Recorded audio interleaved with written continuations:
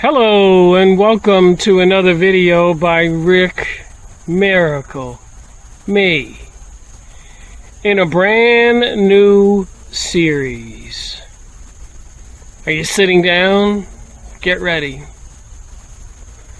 Rick Miracle's Cancer Research. Cancer research. Why would I do that? Any guesses? So I'm going to tell you a story. It is August 14th, 2024. And if you've been watching my videos, you know I've been making videos since 2011. Back then it was on sky spraying, chemtrails, electromagnetic energies. Didn't have my face in the videos. Now,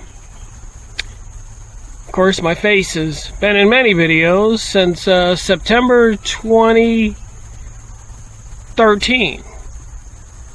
So a little over 10 years ago. So, I had an appointment with my doctor on the 6th of August, days ago. This is the 14th, for a colonoscopy.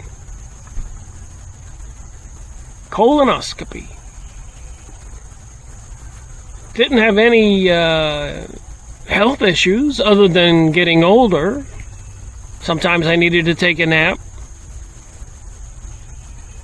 Never saw it coming. So during the colonoscopy, they discovered something. I hope you have a strong stomach. This is important for people. So,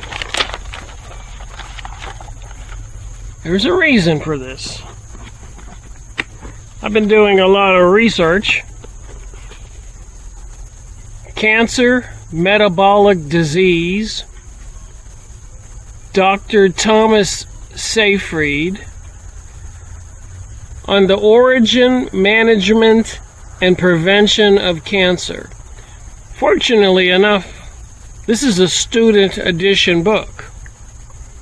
Really works out well for me, being a student on this issue. So I went to the appointment, 69 years old, expecting maybe a little polyp or two, or maybe 3 polyps. I didn't really have any other major issues, hemorrhoids or anything, or any kind of pain. So apparently, I had to come inside my patio with the beach mural. One of my neighbors cranked up a lawnmower. Couldn't have that in the video. So I'm going to share some images with you. Maybe you've seen images of a colonoscopy. So if you're not too strong, don't watch. So let's look at a healthy colon.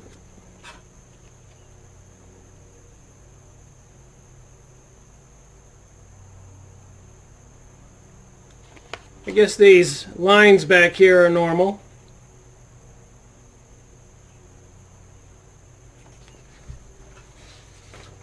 Let's take a look at mine.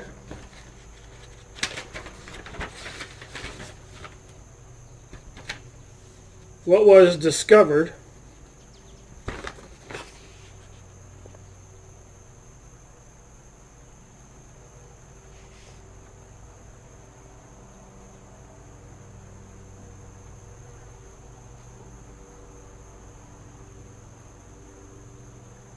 It says right here, there's a mass.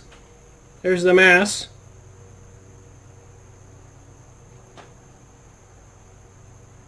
There's the rectum.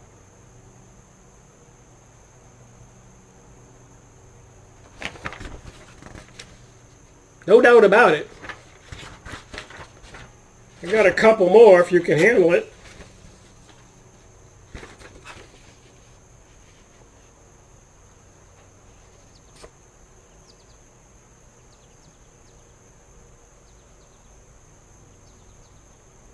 That looks like a big mass.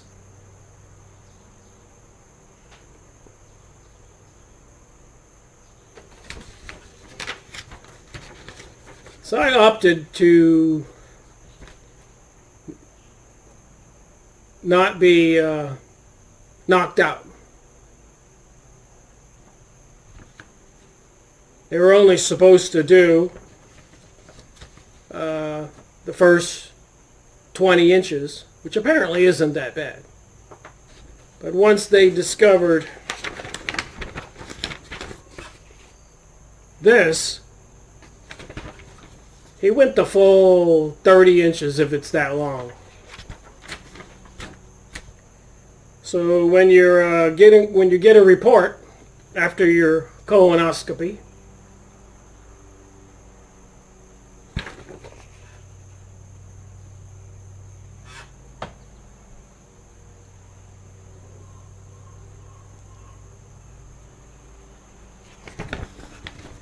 says here, all right,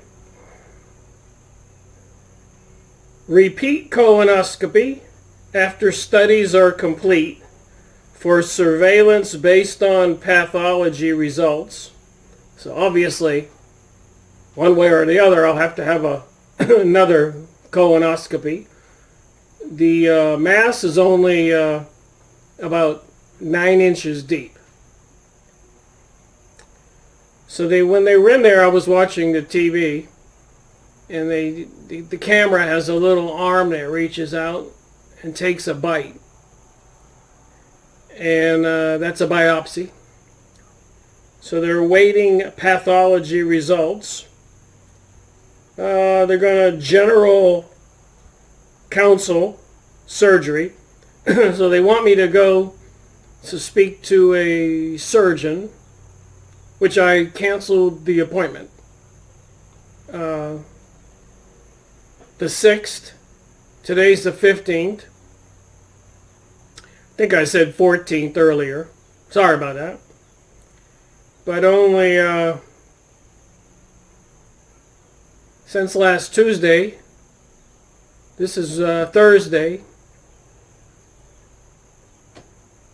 9 days.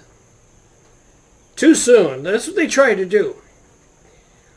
They want to rush you right in for surgery right away. Think about it. Do some homework. I'm going to make videos and let you learn and study what I've done. And don't take my word for it.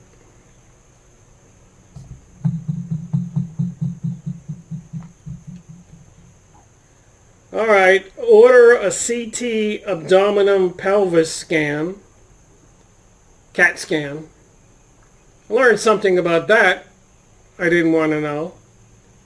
After the colonoscopy, they came in and showed me the pictures I just showed you and said that I had to see a surgeon and that the surgeon needed a CAT scan and that they needed to draw some blood then, Tuesday afternoon. And I said, why do you need blood now? He said, we need to make sure your kidneys are healthy because there's dye in the CAT scan. So apparently they inject dye into you.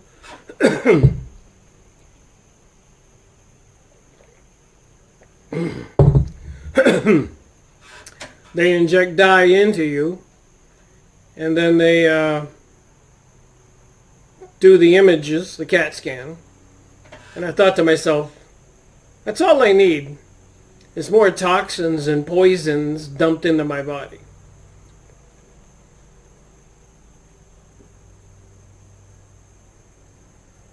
All right, so your doctor found the following: 1 6-millimeter polyp, removed with a hot snare. So when they find a little polyp, up that big there, oh, come on, little tiny thing on the camera. The camera has a little loop that comes out, goes around it, pulls it back into the camera, so it's really tight. And apparently the wire loop has electrodes, gets really hot, and it cuts off the polyp. I watched them do that to a couple. 1 7-millimeter polyp in the descending colon, removed with a hot snare. 1 14-millimeter polyp in the rectum, removed with a hot snare. So there was 3 they took out. Resected and retrieved. Likely malignant particle obstructing tumor at 20 centimeters proximal to the anus, biopsied. Mild divertitis in the left colon. Your doctor recommends you have a complete number available for emergencies, a contact number. So in this document, you have a contact number available for emergencies. The signs and symptoms of potential delayed complications were discussed with you. You may return to normal activities tomorrow. Written discharge instructions were provided to you. Resume your previous diet. Continue your present medications. Your physician has recommended a repeat colonoscopy after studies are complete for surveillance based on pathology results. We are waiting for your pathology results. An appointment has been made, or make an appointment to see the surgeon. Go directly to the emergency room if you notice any of the following: chills and fever over 101, persistent vomiting or vomiting with blood, severe abdominal pain other than gas cramps, severe chest pain, black tarry stools, any bleeding exceeding 1 tablespoon.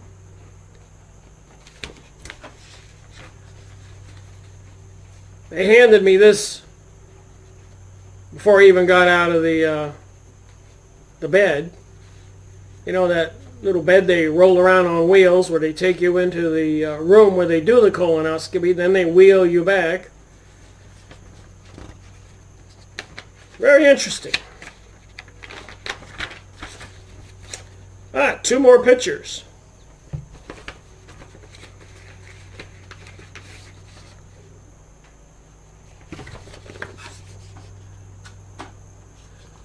That's a pretty big mass. Looks like it covers half of it. There's a picture of the mass. Or it says that's a picture of the rectum. Sigmoid, which is the lower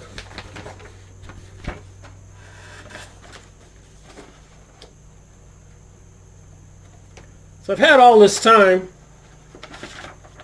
to do some research, and lordy, I've done a lot of research. So I want to share that and my continuing research in a series of videos. One, part of my own education and discussion maybe with people in the audience watching my videos in the comment section, or my email which is below the video.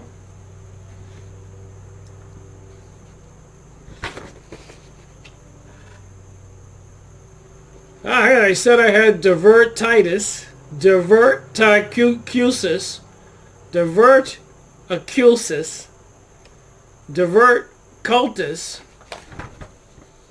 Let's read what that's about. The colon, large intestine, is the last part of the digestive tract. It absorbs water from stool and changes it from a liquid to a solid. In certain cases, small pouches called diverticula can form in a colon wall. This condition is called diverticulosis. It is very common as people get older. The pouches can become infected.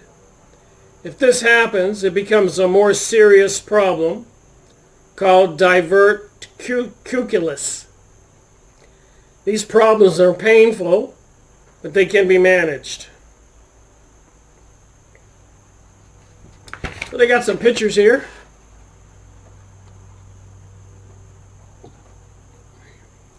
Pouches or diverticula usually occur in the lower part of the colon called the sigmoid. Diverticulosis occurs when the pouches become infected or inflamed. Managing your condition.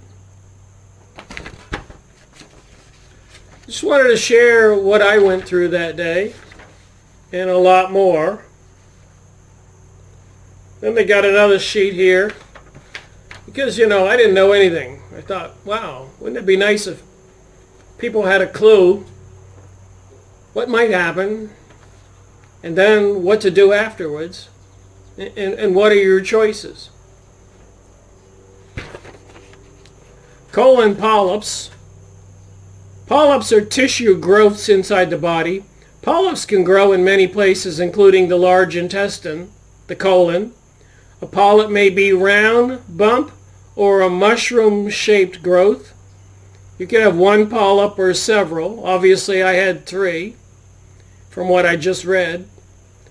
Most colon polyps are non-cancerous. However, some colon polyps can become cancerous over time. Finding and removing the polyps early can help prevent this. What are the causes? The exact cause of colon polyps is not known. What increases the risk?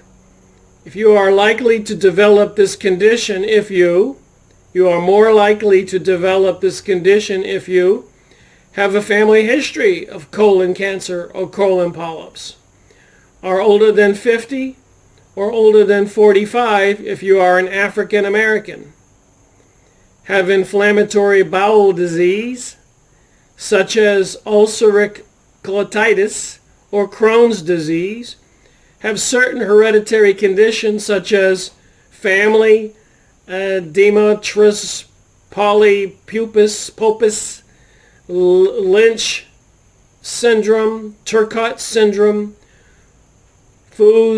Jagger symptoms. Good thing you can read this because I can't pronounce it. If you're overweight, you smoke cigarettes, you don't get enough exercise, drink too much alcohol, eat a diet that is high in fat, red meat, low in fiber. I don't know about that one. Had childhood cancer that was treated with abdominal radiation. What are the signs or symptoms? Most polyps do not cause symptoms.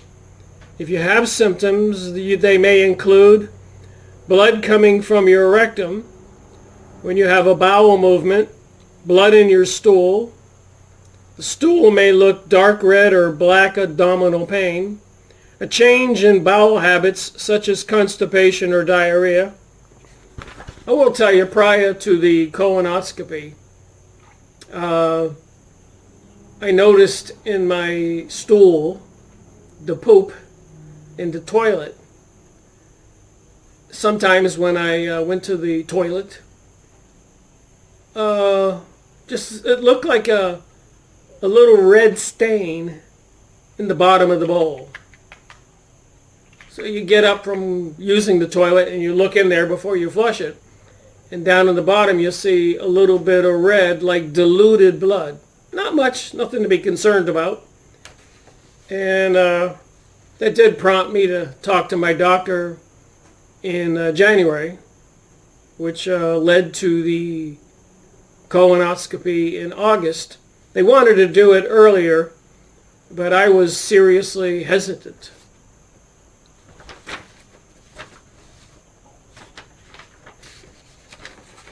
So that's the discovery.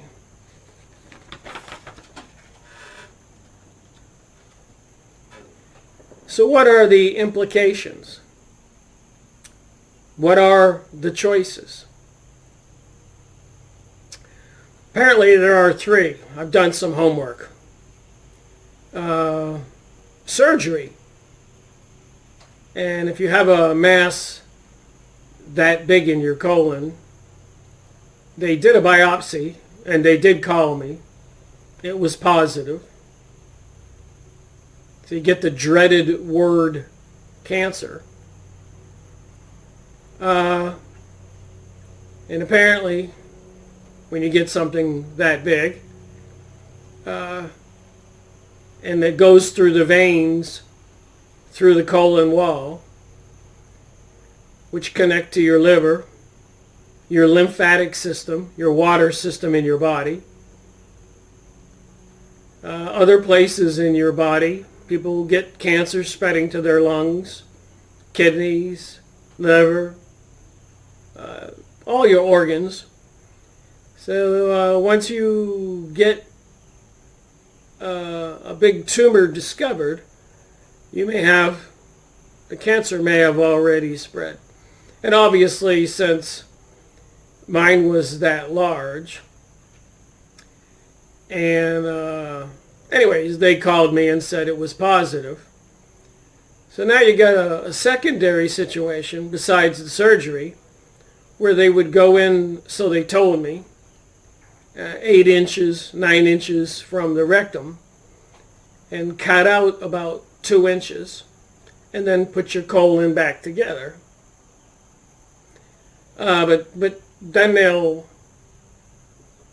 I believe, from what I've heard from other people, tell you that it is spread, and you got to go on radiation or chemotherapy. And I recently had a neighbor who experienced almost exactly, my situation. Except his cancer tumor was in his bladder, which is right near your colon. And they cut his bladder out. Really good friend of mine, 50 years old. I'm 69. And he did it because he wanted to save his life and be with his family. But after that, they said the cancer spread to his other organs in his body. And he needed chemotherapy. So he got the chemotherapy. Things went from bad,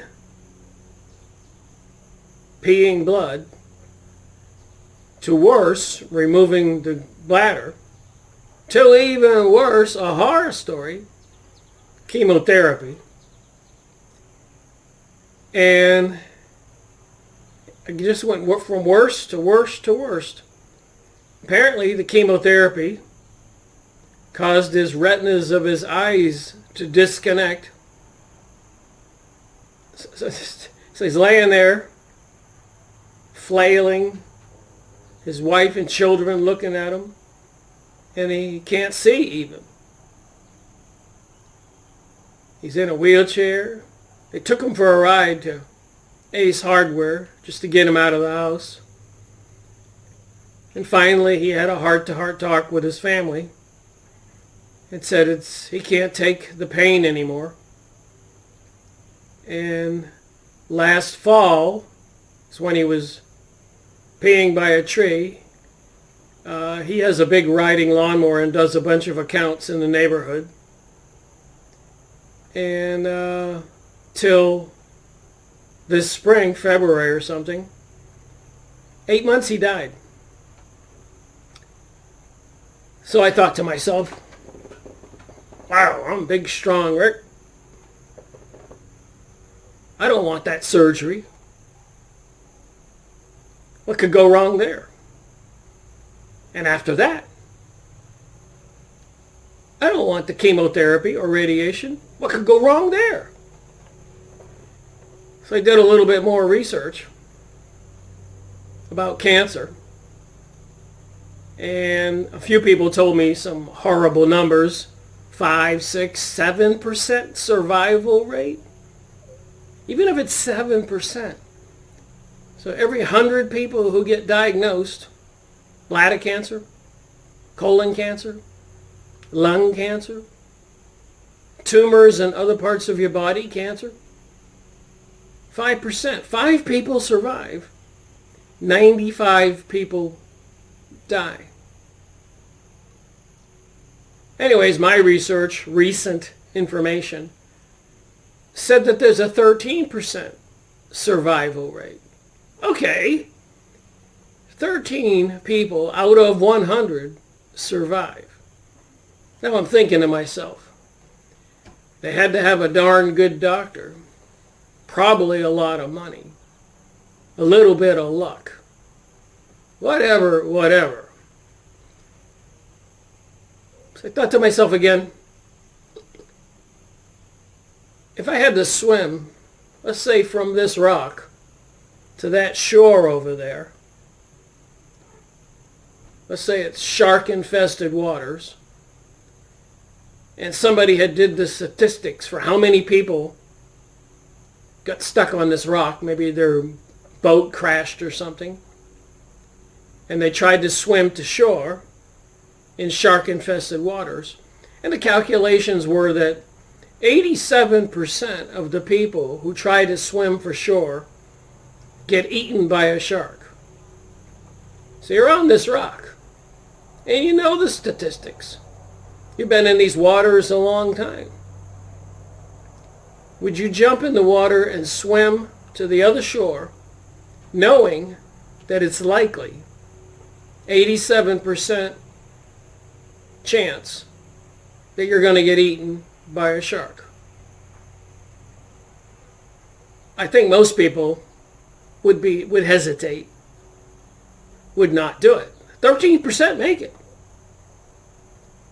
So I thought when I looked up the statistics, how they reported that there's a 13% survival rate, I chuckled to myself and I said, I noticed they didn't say there's an 87% chance you're going to die.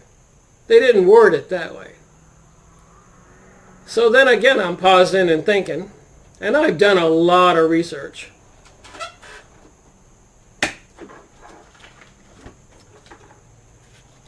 I've read this many documents. Here's some of my research data from every day since then.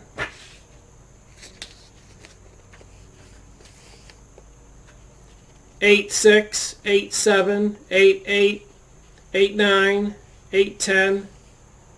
So the things I did, what I was eating, fasting, green tea, metabolic therapy. So I have a lot to share how I moved quickly.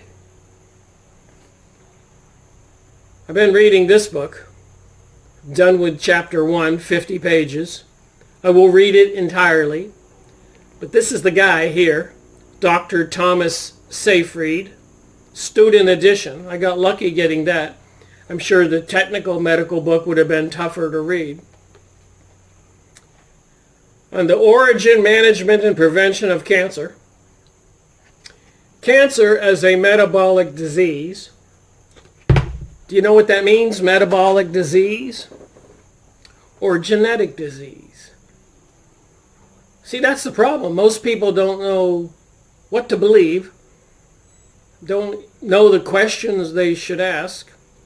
Just follow the doctor. I canceled my appointment for next Tuesday to meet with the surgeon.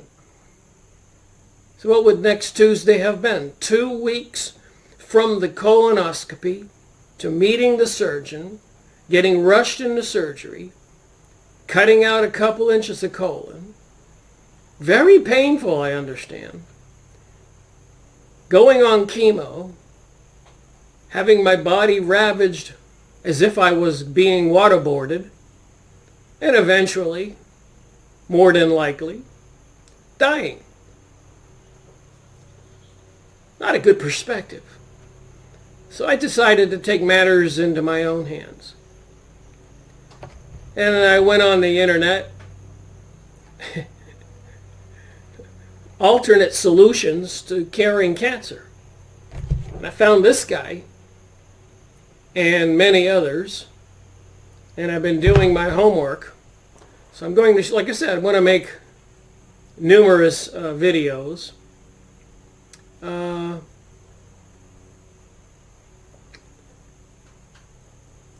And explain as I go from today, August 15th, Thursday, 2024. So August, September, October. I figure it'll be about 60 days before I go back and get another colonoscopy. I know when you get blood work at your doctor's or the hospital, they give you a lot of different bit of information on your blood. Your glucose, vitamin levels, iron, all kinds of markers, including a marker on cancer. And apparently there's another marker for the health of your kidney. Should you get a CAT scan where they dump a bunch of dye in your body, it gets all over your body, and they have to take a blood sample to make sure your kidneys are strong enough to handle it. Wow, I'm 69. Would my kidneys even handle the CAT scan? What could happen there? So, anyways, solutions, choices. All right, and I learned a lot of key words is what I want to share in this video. All right. Standard care. The insurance companies, the medical establishments, the big general hospitals, the doctors, the VA, wherever, whatever, they all operate on standard care. All the medical students who go to school get drilled in their brain, standard care, standard care. This is all you can do. If you do anything else different, you can lose your license. Standard care. So what I described, what happened to my friend who died in 8 months, was complete obedience to standard care.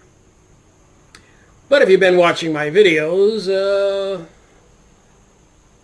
I'm kind of a outlaw about conforming and believing everything that I'm told in the newspapers, TV. A lot of what I see, I'm not so sure I should believe it. So I did some homework, watched numerous videos, some of them with my wife. Got a team effort here. And I learned there were 3 choices today. Standard care. Oops, you got a tumor. Spread through your body. surgery. We're going to cut it out. You got cancer has spread.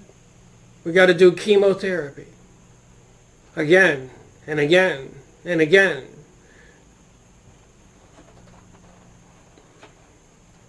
And you're wasted.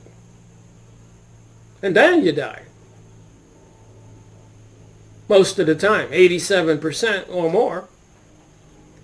So that's choice number one. Number two is some kind of immunology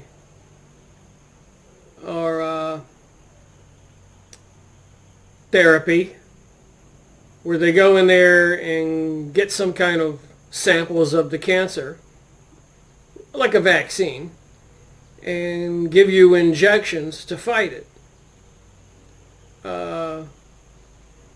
Very, very, very, very expensive. Number three, alternate solutions to solving cancer that you can get in other countries. China has just embraced metabolic therapy. I'm going to explain all this. So metabolic, standard of care, or the choice in the middle that's seriously expensive. And no guarantee there either. So what is the alternate solution? Okay, well it says here, cancer as a metabolic disease. So what do you think? Cancer comes from your genes, your genetics, your parents, your grandparents, genetic. You were destined to get it. Well, that really can't be true because the cancer rate has gone up, up, up, up, up, and keeping on going. Up, up, up, up, up, up, up. It's increasing every year. So what else is increasing every year that most people are aware of? Well, pathogens, toxins, chemtrails, sky spraying, genetically modified foods, herbicides, pesticides. The list is just long. It's causing all kinds of ailments. Apparently, even the so-called coronavirus and all the other mutations. And apparently, the WHO just declared a worldwide emergency on another mutation of a similar type of pathogen in Africa. So where's that going to lead? And apparently all the things like that are suspect, in my opinion. Anyways, what they do with this alternate therapy, assuming your tumor is caused by a mutilated cell, a deformed cell, which was deformed and mutilated, probably using the wrong word there, I'll get to the right word, because of all these toxins and pathogens and all of that stuff, radiations. So once the cell gets altered into looking like some kind of little globby mess instead of a nice little round cell, once it makes that transformation, it goes after the food source in your body, the same food source that your cells consume, your glucose, and something called glutamine, and the mass grows. Then once it grows really big, apparently it sends out other cancer cells to start their own colonies.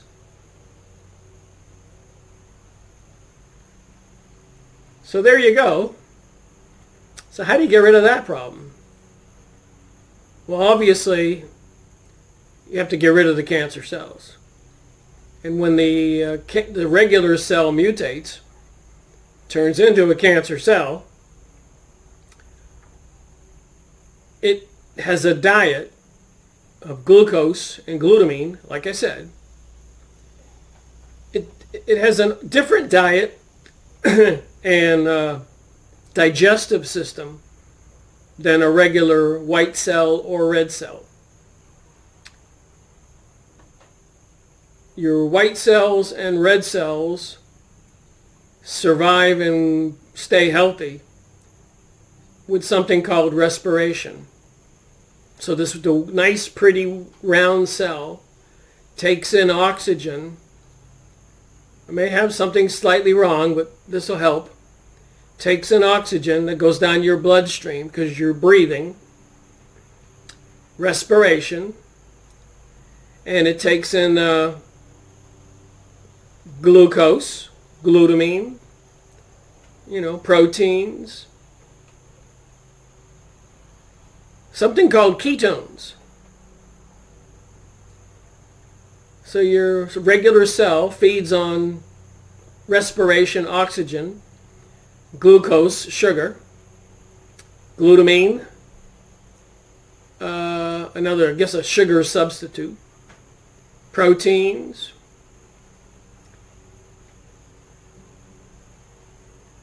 and the malignant, there's the word I was looking for, cancer tumor cell, does not operate by respiration. It operates by fermentation. It's actually a little cesspool. It's like a little, if you take the cap off of a septic tank and look down in there, it's ugly. It's a cesspool. It's rotting. It's seething. Fermentation. I'm sure you're aware of things that are fermented. So the cancer cell survives by fermentation, not respiration.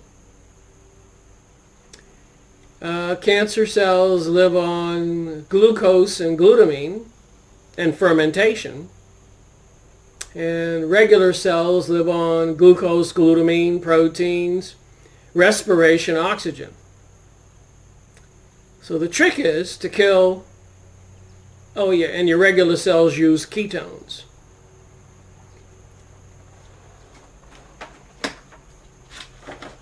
That's going to get us to this chart.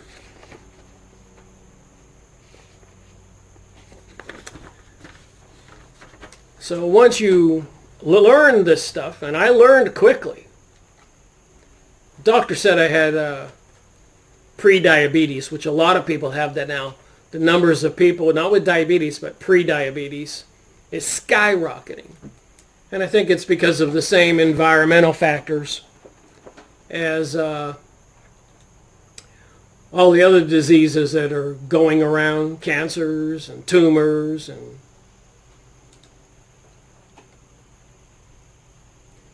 so all these toxins, radiations. So anyways, a year or so ago, I went for another physical.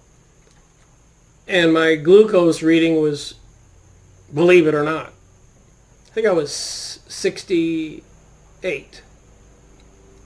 300. And I didn't know I had any issue at all. So I was eating bread, sandwiches, potatoes, pasta, cookies, chocolate, drinking beer. I was having a good old time just plowing stuff in my face. And I was out working in the garden or cutting down trees or jogging. I was always physical. I didn't feel anything other than maybe I was just getting older. So I took it seriously because I know it is serious. And I went and bought a, not this particular one, but a little glucose meter and little strips, not these strips. These strips are special. And I stopped eating the cookies and the bread and all that stuff. And I went from 300 to 200 to 160 and 150. And I was floating around there. Couldn't get it back down to under 100, which is the way it was 3 or 4 years ago. It's just that your glucose should be between under 90 or 80 or something. Sugar in your bloodstream. It's regulated by the insulin coming from your pancreas. So it's a regulator. It's like the thermostat on your air conditioning. It detects when it's getting too warm and the air conditioner kicks on and regulates it so that you can maybe keep the room at 70 degrees. A regulator. In the wintertime you set it at 80 degrees, and if it gets below that it kicks back on and starts heating up. A regulator. So the pancreas in your body is the regulator of insulin for the sugar. So it keeps it always in that nice little place where it's supposed to be. When you get too much sugar, the insulin rushes in. When you don't get enough, it backs out. And you stay on an even keel. You don't get those spikes. You start feeling too jittery, too much sugar. Where you want to go to sleep and just not enough sugar. The insulin keeps it all balanced. And the fat in your body. The fat around your stomach, if you have a stomach that sticks out. You got a lot of fat there. That's reserve fuel. That means that's a lot of reserve carbohydrates too. So even if you try to reduce your carbohydrates because you want to starve the cancer cells, because the cancer cells survive on glucose and glutamine. And your cells survive on glucose, glutamine, but also ketones. The cancer cells, malignant cells, with fermentation, can't consume ketones.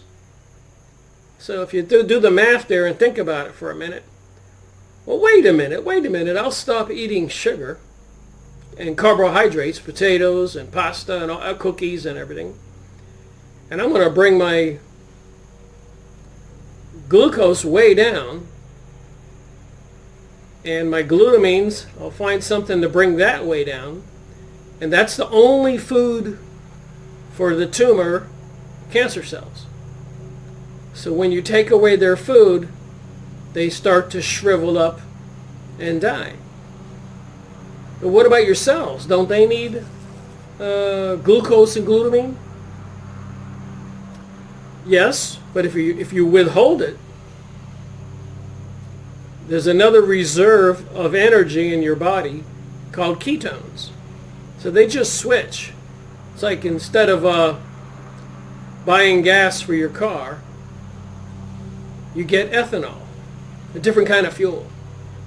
So there's a different kind of fuel available in your body for the cells when you take away the glucose and glutamine.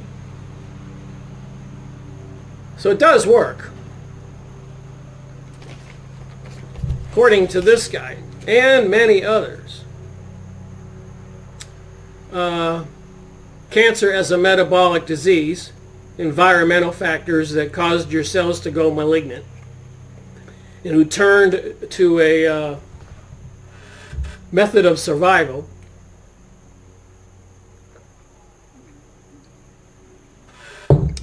from respiration, your cells, oxygen, to fermentation.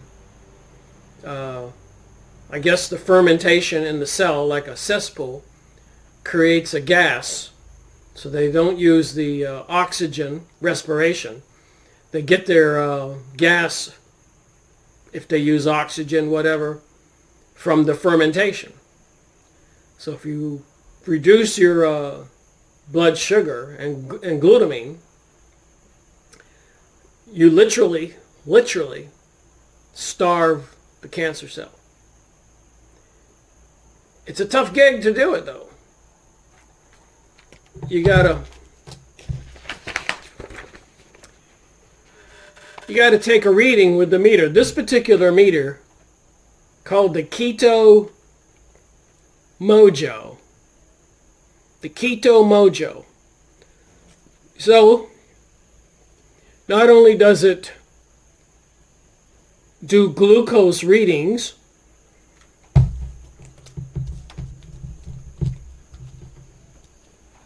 the brown package has a little strip in there you plug in this thing, and the blue one is it measures the keto in your body. So not only do I have to prick my finger once to measure the ketones, the blue one, I got to prick it again to measure the glucose with the same meter. So that's fortunate. But usually I don't have to actually prick myself twice. Once I prick myself and I take some of the blood for the meter, wipe off my finger and squeeze it really hard, more blood will come out and I can get the second reading. It's called a Keto Mojo. So I realized from watching the videos and all the other research in this short period of time. So almost immediately. And I also realized one of the ways to reduce your glucose and glutamine is to do something called fasting. A lot of people out there have heard of fasting. So when you don't eat for a day, that's good. 2 days, that's better. 3 days, now you're talking.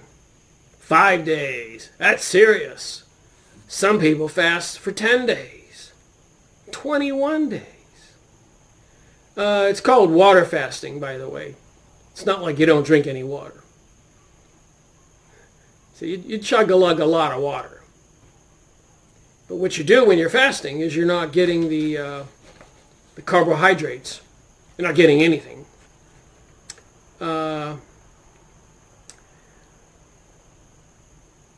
Etc.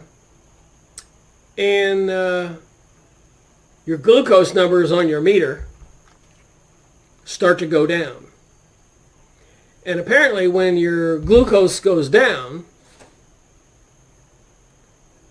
and remember I said your cells have an alternate supply of fuel if they have to. They usually go glucose. But if you take the glucose away, you're fasting, they use ketones. But the tumor cells can't use ketones. So you fast for 3 days, and if you do a meter reading, you should see a reduction in glucose and a increase in ketones. So if you can keep that balance, low glucose and high ketones, low glucose, high ketones, your cells are happy feeding. But the tumor cell, malignant cell, can't eat ketones. You reduce the glucose. The cancer tumor cells have nothing to eat. They start starving and dying. So, I learned that almost immediately, and as soon as I learned it, I decided to get ahead of myself and start fasting. Before I even learned all the information I needed to know, I knew that fasting was a key. So I'll show you my chart I've been doing every day. So I got the colonoscopy 8/6. And I did some homework, and my ketones need to be greater than 2, and my glucose less than 65. That's ideal ketosis. That's when you're really starving the cancer. So I was fasting 24 hours, 30 hours, 48 hours, 72 hours. So that's 3 days. And I'm drinking water, a little green tea, still fasting. So I started fasting almost a day after the devastating news. I am a researcher. I did watch some videos, and I relied on some of the information to get started. I didn't want to wait. So when I started out after 24 hours of fasting, when I finally got this in the mail from Amazon, I did my meter reading, and my ketones were 1.8, and my glucose was 116.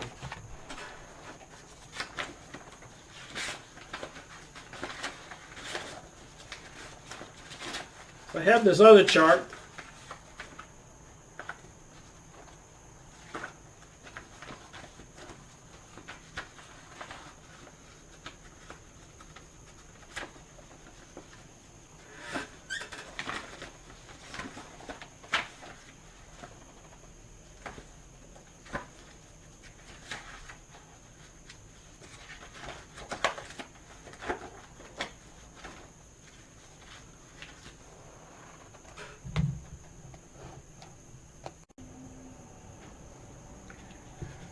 It was right in front of me. All I had to do is go to the next page. So this is your ketones. You got to get your ketones up. There's fasting ketones 5. Post-exercise, after your exercise, ketones 3.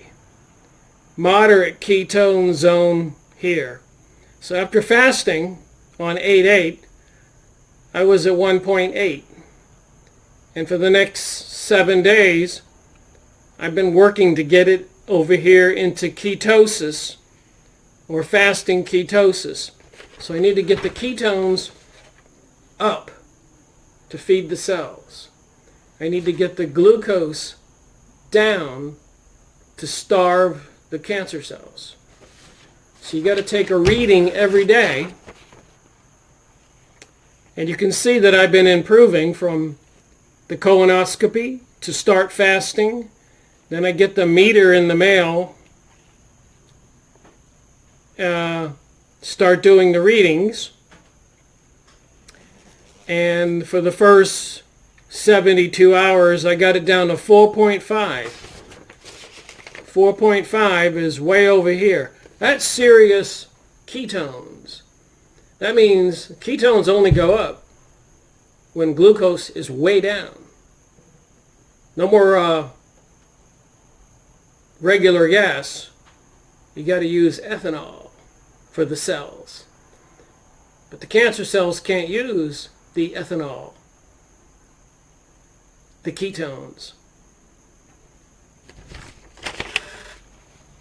So I've been tracking that.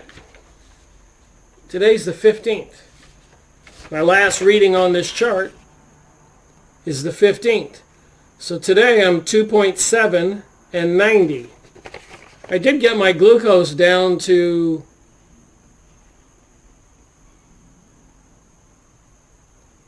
77, 78, 103. But remember, I was way up here. Prior to fasting, I was 140, 160, 170, 180, 190. Super glucose. Lots of glucose in my system. Before I had the colonoscopy. I mean, I did stop eating bread and pasta and cookies, but it still wouldn't come down. And apparently that's a problem with a malfunctioning pancreas system using insulin to control the glucose, which apparently diabetes is spreading like wildfire across the world, including obesity. And of course these diseases are calling these different coronaviruses, everything is spreading. And I think a lot of it is toxic environmental and radiation issues. A lot of other people believe that too. So anyways, to finish my little progress chart for the first 6, 14, 13 days, whatever, 6, I got my days mixed up here, 8 days since I started this. Get the ketones up, and you can see I'm pretty much keeping them up, and I'm having trouble getting the glucose down, but I am hitting it 78, 77.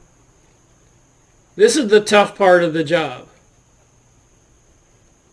You got a 76 this morning, 8:14, and I write down the time, the date, and what I eat. All right. Metabolic disease. Poisoned, toxin, electromagnetic energy, ruining a cancer cell, turning it malignant into a cancer cell. The mass grows. It survives by fermentation instead of respiration like your cell. Really fortunate for me. I went on the computer and found out where I could get some access to metabolic therapy. Remember, I said there were 3 ways you could tackle cancer.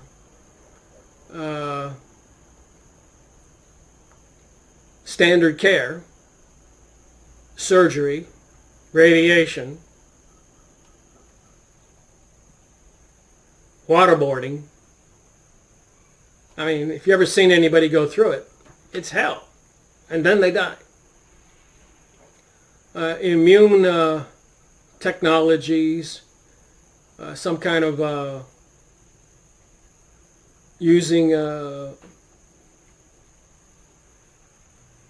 reverse DNA or some kind of RNA, very expensive, or alternate therapies, and one of them is metabolic therapy, which is treating the cancer as a disease and finding a way to kill the disease, cure the disease. In this case, it's starving the cancer while not starving the irregular cells.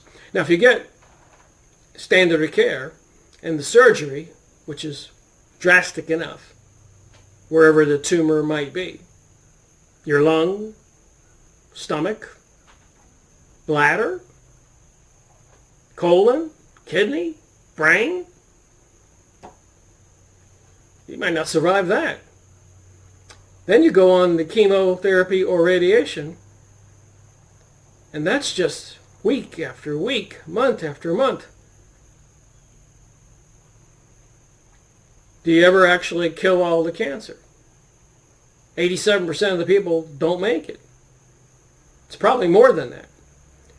So if you can do the metabolic therapy. Anyways, I got lucky and found someone nearby who had helped save their husband and had even purchased some metabolic therapy equipment. Like I said, we're going to do a lot of videos from what I learned. Let me give you a short example here, because I can't get everything into one video, nor should I try. So I took notes. I got a big thick folder. I learned a lot. And you're going to learn a lot on this video, which you need to share with other people if they get diagnosed with a tumor or cancer. Alternate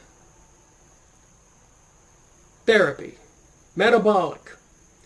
So they got something on the top there called brown gas.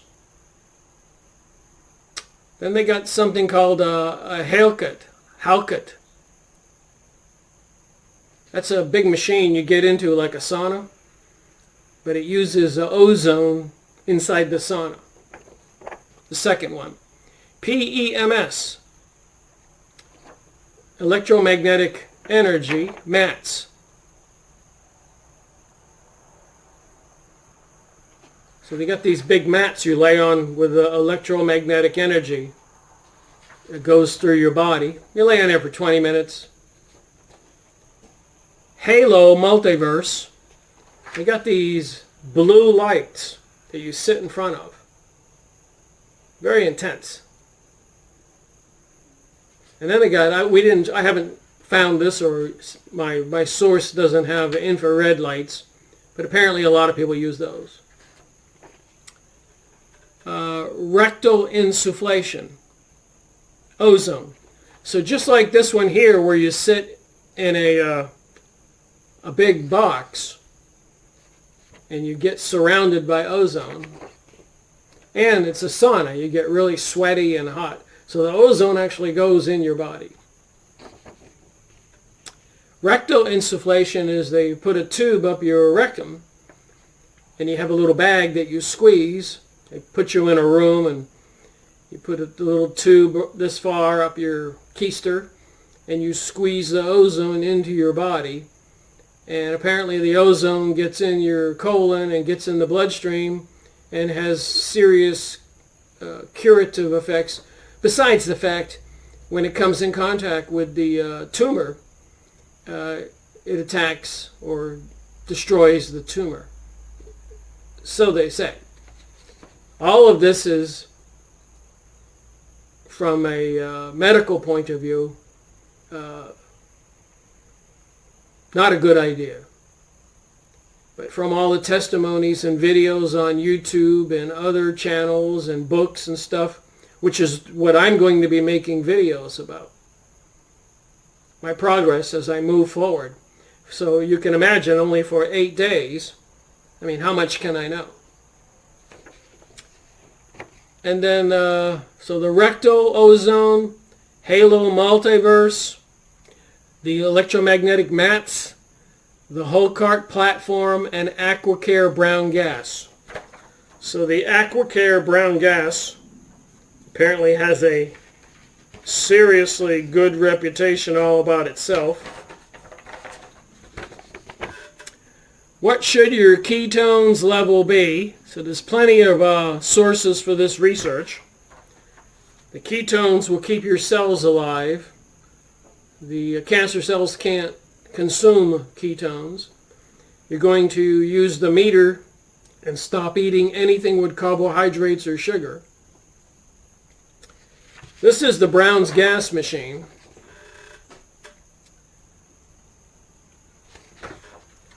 $2,500 online. Apparently well worth it.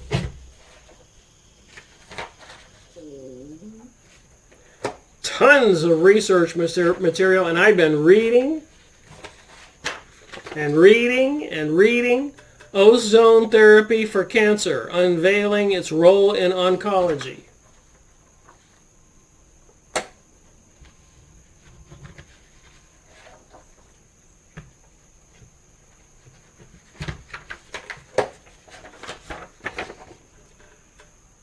Ozone therapy. What is it? Why it's risky?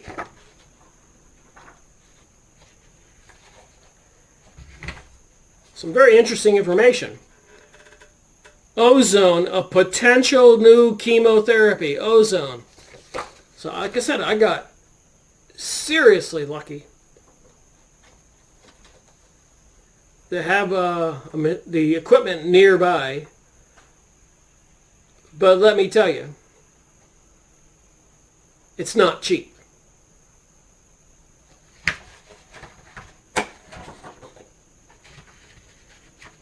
So much for me to share.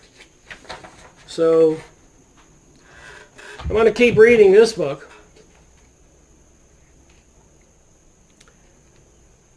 And go watch this guy's videos, Thomas Seyfried, Seyfried. Watch a few of those videos if you're interested. Serious important. You got a choice. Surgery, chemotherapy, and dying, or all these people who the doctor said, sorry, we couldn't help you. You got 2 weeks or a month to live. They go get on metabolic therapy and this kind of equipment, these different therapies. And that was years ago. They're still alive. Or you can hurry up and get the waterboarding. I mean, cancer, surgery, and chemo. You got two choices. So for me, there wasn't two choices. And for me, seeing a neighbor of mine, a really good friend, wither away in his last 8 months, his last 5 months, the first 3 months, they cut out his bladder. He was walking around with the bag, and it was bad, but he could have survived. But he got worse and worse. So the standard care is not for me. So they have in Seyfried's Thomas, the book I just showed you, they have something called the Press Pulse Therapeutic Strategy. So I talked about the ketones for food for your cells and getting rid of the food for the cells and the cancer, glucose and glutamine. But how do you get rid of glutamine? That's where you come into play with the Press Pulse. The glutamine isn't so easy to get rid of. But if you can imagine, a cancer cell is flailing. It's almost dead because you starved it. And you went over there and whacked it with a bat. You killed it. So what you do with the Press Pulse is you press your glucose down, let's say for a month. And then you pulse your whole system with a serious drug.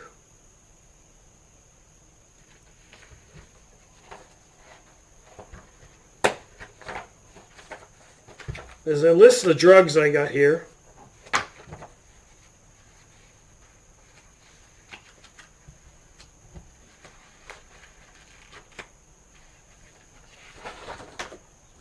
You've heard of some of these probably. Apparently one of them is ivermectin, anti-cancer drug. So once you got the cancer cell almost dead, it's not going to die. It'll find enough glucose, glutamine, to survive. But you can weaken it really bad. It's laying there. Wouldn't take much to push it down and drown it. So if you zap your body one time with ivermectin, or apparently there's some other strange things. Apparently the seeds from peppers, however that works. I've got more work to do, obviously.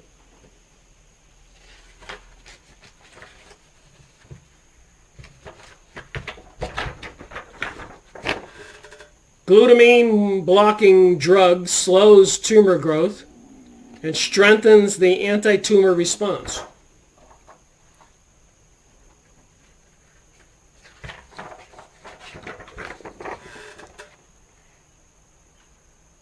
Mebendazole is another one.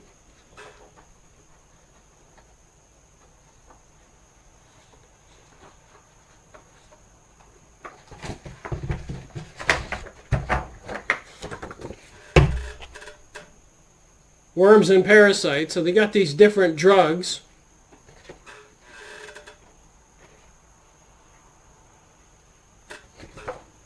So it's some kind of parasite killer that'll knock out the little tumor cancer, the little fermentation cesspool. But you can't take that every day. You can only take it once. So you got to go take, like you saw what I did there for documenting getting my glucose down. And I've already had 1, 2, 3, 4 appointments at the therapy clinic, which was seriously expensive. All right, made a short little clip here for the end of this video. As you can imagine, not using standard care, Medicare, VA medicine, other types of health insurance, which is forcing standard care, surgery, chemo, the whole thing. If you take the alternate route, it's not cheap. I had to go to the bank and clean out a couple bank accounts to get the money. And I thought to myself, well, I make videos, and this is certainly close to home, me. And I'm reading books, and I got all these research papers. So I certainly can make a series of videos and help other people learn about this stuff. And there is a comment section. If you have more information and you can contribute, put it in the comment section. Let's discuss this. But also I created a Go Get Funding link to try to get some money to pay, because I got enough money for 1 month. That's it.